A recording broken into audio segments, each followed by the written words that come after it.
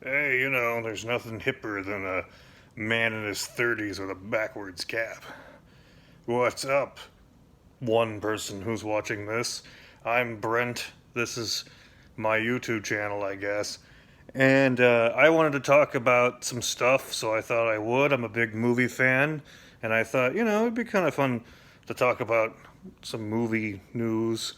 And so the big thing today that came out, of course, was not one but two Tom Cruise movies have been moved to 2022, as opposed to, I think they were both going to be released in November of this year.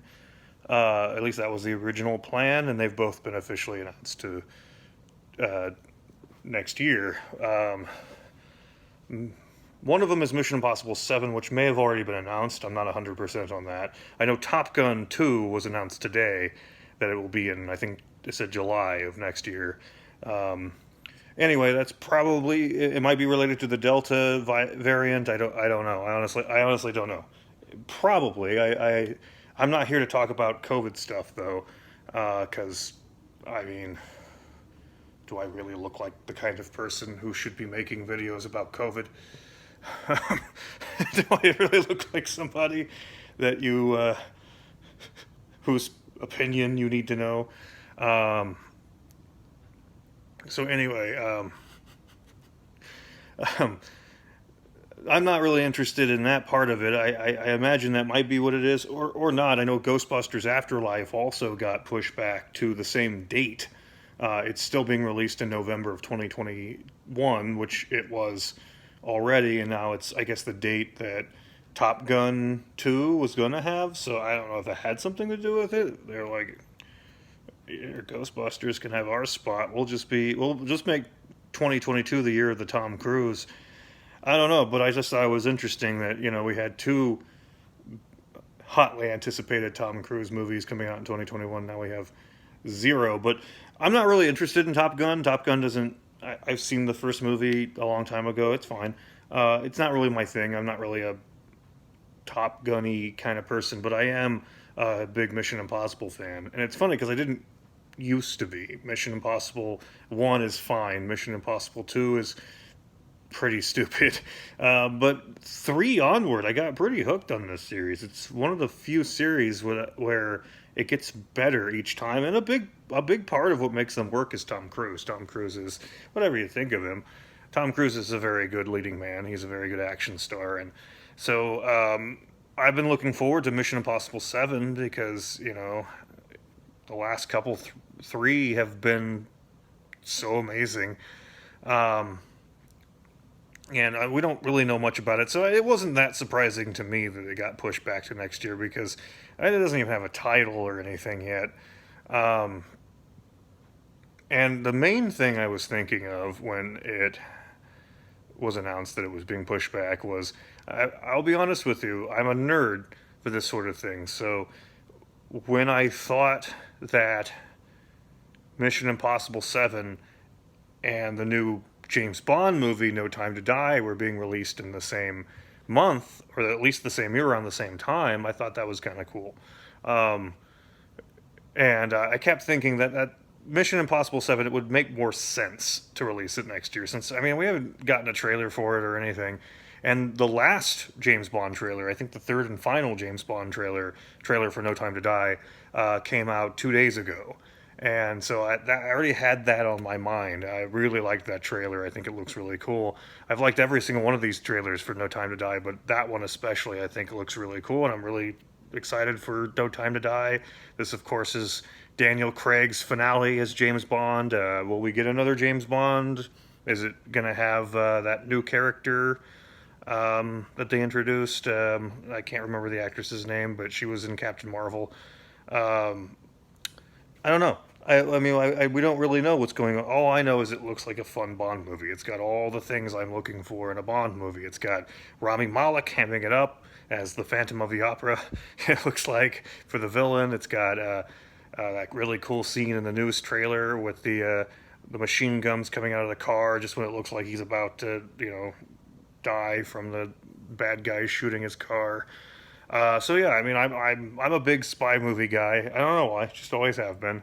I love Mission Impossible, James Bond, all of them really, all the franchises, and those are the two big ones. I mean, let's be honest, those are the Marvel and DC, if you will, of the spy genre. So I just thought it was interesting. It's like, we were going to have Mission Impossible 7 versus No Time to Die, because I think they were both coming out in November of 2021, but now we're not. I don't know that I have anything really to add to that, other than them battling it out in the box office may have been the closest we ever got to seeing Bond versus Ethan Hunt, which would be pretty cool. Um, and I don't know. Like, do you think more Delta variant type? Is it related to that? Is it related to COVID, or is it, and is it related to just competition? Because I mean, here's the other part. The thing, it's easy to just think, oh, COVID, but it's not. I feel like it's not that simple. And I thought that last year when movies kept getting pushed back, or release dates canceled or whatever, is it's not as simple as just that. Because if you think about it, like in a given Hollywood year, and I'm talking about the big Hollywood blockbusters, not just any film, but like all the big ones, the Marvel movies, the Star Wars, all that sort of thing, is, there's more of them in the last couple of years in a given year than there ever was before. Um, so it's getting more and more crowded anyway. It was getting more and more crowded. It used to be you'd have like, I don't know, 8 big movies a year, and now it's sometimes that many within a couple months. So, you know, I kind of, when they started pushing everything back, I was kind of curious if that was going to affect some release dates, because it's like, well, you got Ghostbusters Afterlife, you got Top Gun 2, you got Mission Impossible 7, you got No Time to Die. In a normal year, these wouldn't all be around the same time. I mean, they just wouldn't. Um, but all of them, with the exception of, I think, Mission Impossible 7, was supposed to be released last year. So we still are having, it's still the blockbusters that were supposed to be 2020. All the big studios, they plan their release schedules years in advance. They have, okay, we're going to do this one, this one, this one, this one.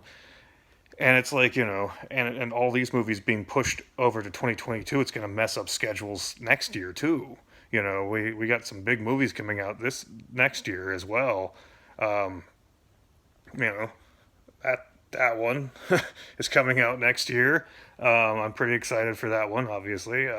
This one comes out in December. Pretty excited for that one too. And I would like to do videos on both of those, but since I don't really script these, I just sit here and talk. I don't know if I have really anything other to say than, oh, I can't wait to see that.